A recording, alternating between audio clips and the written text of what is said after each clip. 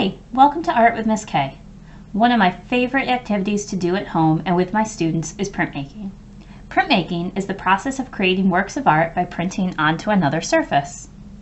There are lots of different types of printmaking with long histories, such as lithography, woodcuts, engravings, etchings, and many more. For this video, I'm going to show you an easy way to make your own prints at home using very common objects. The first technique we are going to explore is stamping. You can use all kinds of objects for your prints, such as cookie cutters, wooden or rubber stamps, bubble wrap, a paper towel tube, Q-tips, and even vegetables. I also have a few other things here, such as a plastic fork and some lids off of some juice containers. The first thing you need to do is gather your printmaking items. Then you're going to need to get some liquid paint, whether that is acrylic or tempera, and some paper. So now that you've gathered all of your items, let's get printing. The first technique I'm going to show you is simply just using rubber stamps or wooden stamps to achieve your desired outcome. So all you need to do is take your stamp, put it in some of your paint, and if that doesn't come out right away, sometimes I like to use a paintbrush to make sure I got in all those areas, and then simply stamp down on your paper.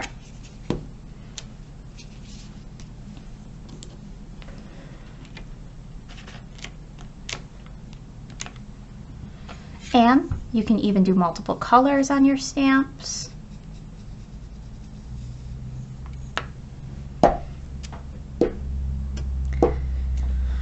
And sometimes you can even get more than one. The next method is using the cookie cutters. Now, just like the rubber stamps, all you need to do is put the cookie cutter into your paint. And usually at school, I like to tell my kids to twist a little bit, so we make sure the paint gets all on the cookie cutter. And once again, if it doesn't get all the way, you can use your paintbrush. And then simply press and pull.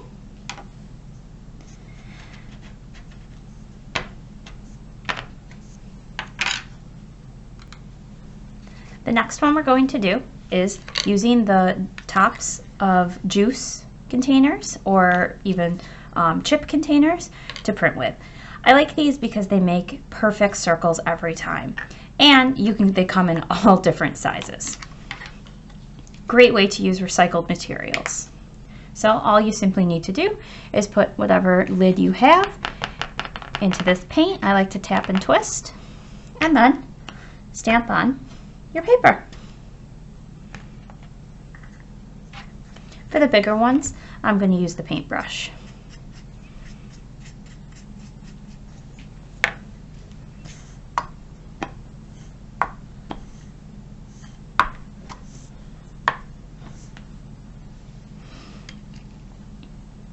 It's a really easy way to get lots of interesting prints pretty quickly. Finally, we have the toilet paper tube or the paper towel roll. I cut this one in half, and I actually bent this one into a heart shape, and I've done this project with my young students at school before, where we bent them into different shapes and used those to print. So all you need to do is put that into your paint and twist it around a little bit to make sure it gets paint on all of its sides. And simply press down on your paper.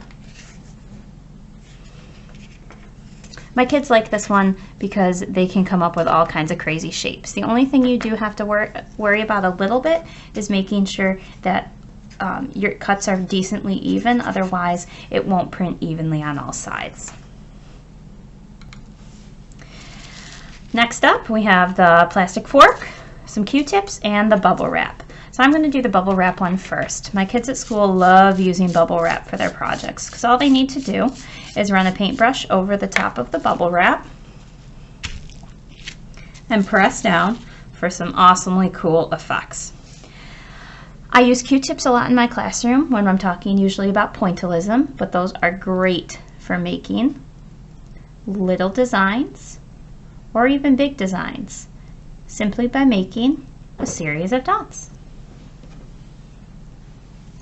The plastic fork is really good for making grass.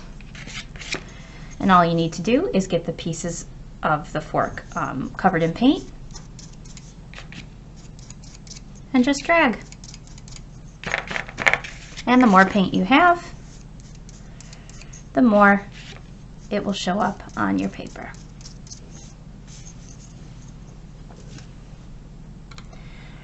So I have a feeling this will become everyone's favorite, but printing with vegetables is a really easy way to make prints at home.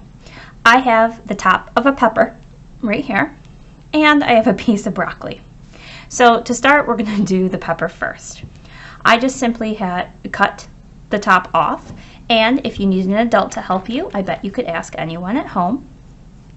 Now I'm going to be painting my pepper, but you could easily just move it around in the paint to get the effect you want. I'm just doing this to make sure that it gets completely covered. And then press down, and you have a print. Peppers make really pretty printed flowers.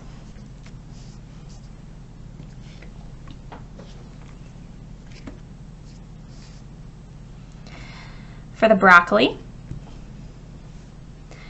all you need to do is twist the broccoli around in some colors, and it creates this nice textured effect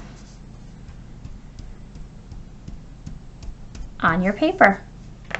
So I hope you have a fantastic time coming up with wonderful ideas. I'm going to leave it up to you now to gather the objects you would like to print with. And once again, I can't wait to see what you make. Remember, have fun!